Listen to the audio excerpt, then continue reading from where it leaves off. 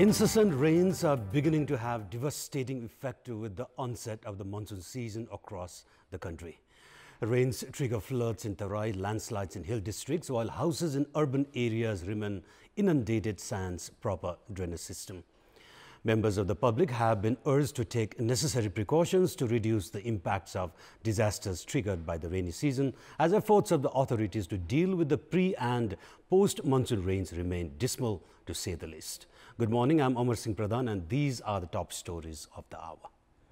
Incessant rains cripple general life in different places across the nation as we receive reports of floods and landslides, many settlements inundated while highways disrupted. Inter-party tussles and feeble role of Speaker renders the legislative ineffective. Majority bills still stranded despite the lapse of almost 5 years. NATO member Turkey agrees to support Sweden and Finland's membership of the alliance after initially opposing the Nordic countries' bids as foreign ministers form the three countries sign Joint Secretary Pact. And Serena Williams crashes out of the Wimbledon first round as she is defeated by French player Harmony Tan. World number 1 Iga Swiatek stretches unbeaten run to 36 matches. Incessant rains are beginning to have devastating effect with the onset of the monsoon season. General life in different places has been adversely affected as we receive reports of floods and landslides. Over 200 houses in Jhapa have remained inundated since yesterday. With a rising flow of water in the Mechi, Ratua, Mawa, Kamal, Kankai rivers among others, settlements and houses in the vicinity have remained flooded. The flood waters have also cut into settlements in Sunsari and Morang districts. The Tinau River that emanates from the Chure mountain has breached land areas on both the sides of the river, while mudslide continue to fall from the Chure mountain with Butwal at the base of the mountain. The continued landslide has displaced people from Butwal 3 Jyotinagar, while the whole of Butwal faces the threat of landslide. Landslide have also struck hill districts as Siddhartha Highway, Mid Hill Highway among others have been disrupted. It may be recalled that 35 out of 77 districts in the country are landslide and flood prone. With the advent of rainy season every year, the trouble for the residents of these districts begin.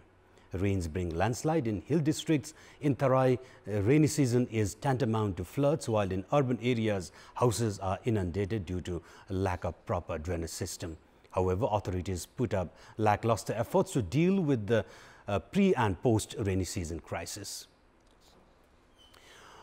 More than 4-year period of the parliament since the previous election seems to have gone to waste as political parties use the platform for their vested interest instead of formulating laws and addressing public issues.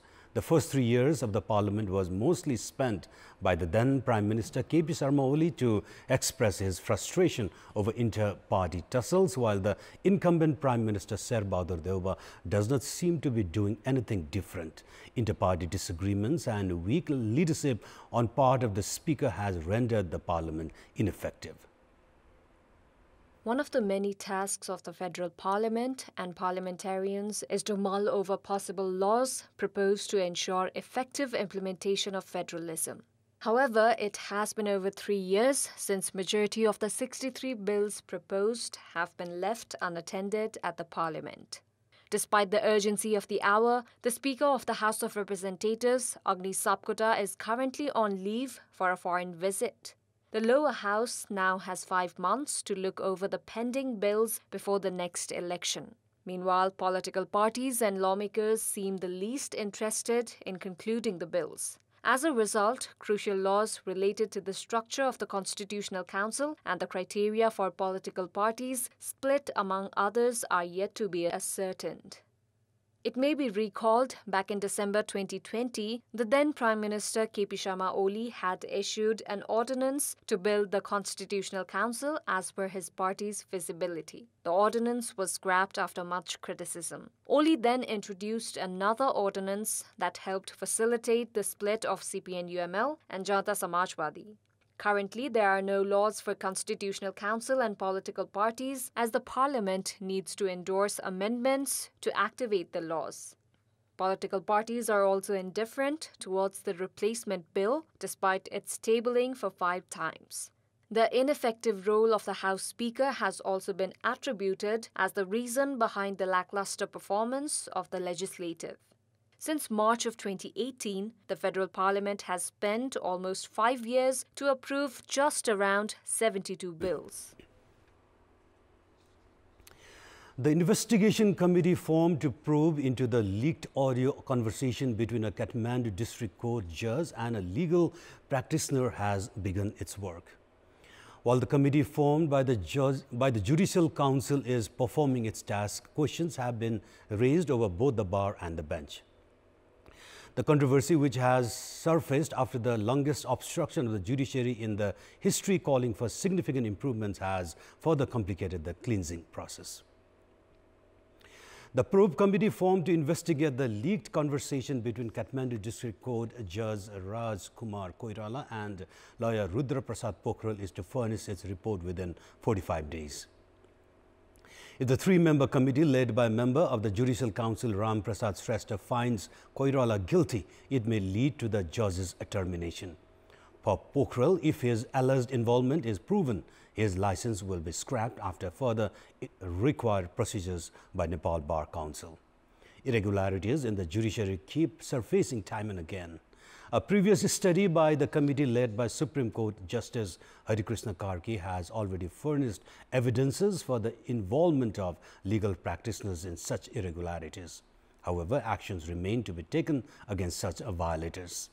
Nepal Bar Association itself is yet to play an effective role in putting an end to unethical practices and irregularities in the country's judicial sector. In such a scenario, both the bar and the bench are equally responsible for the irregularities.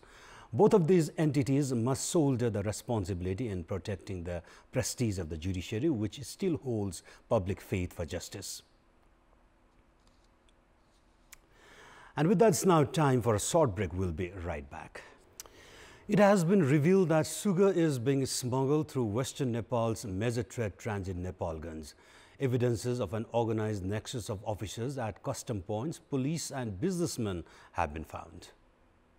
On 23rd of June last week, 520 sacks of sugar were recovered from the warehouse of Nandani Khadiya Udyog, which is usually rented and operated by local businessmen. The police had handed over the sugar sacks to the customs office a day later. The Customs Department has not initiated investigation to identify those involved in the smuggling, and traders have been given allowed to evade taxes. Likewise, temporary police post Babai on 19th of June had handed over 81 sacks of sugar to the customs that was confiscated while being transported to Surkhet from Nepalganj. The authorities once again failed to book the perpetrators. And time now for our segment Public Pulse, where it texts us with their opinion.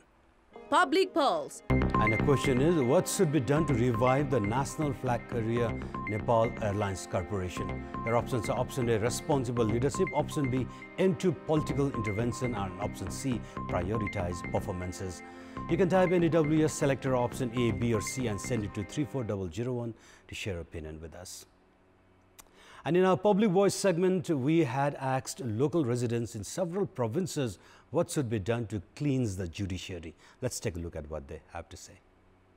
Public Voice. न्याय सम्पादनको प्रक्रियामा भ्रष्टाचार हुन दिन्न र भ्रष्टाचार गर्दिन भन्ने कुरामा प्रतिबद्धता व्यक्त गर्नुपर्छ। न्याय क्षेत्रमा चाहिँ बिचौलियाहरूको जुन प्रभाव छ त्यसलाई अन्त्य गर्न सकियो। पावरका आधारमा हुने न्यायाधीश नियुक्तिलाई अन्त्य गर्नुपर्छ। राजनीतिक भागभण्डा पनि भन्दा पनि सबल र सक्षम चाहिँ व्यक्तिलाई लाँदाखेरि नै ठीक हुन्छ। कानुन पनि संशोधन गर्ने हो कि भ्रष्टाचार त पहिला त्यो कर्मचारीहरूले त सुरुवात गर्छ। राजनीतिक हिसाबले नियुक्ति हुनु हुँदैन।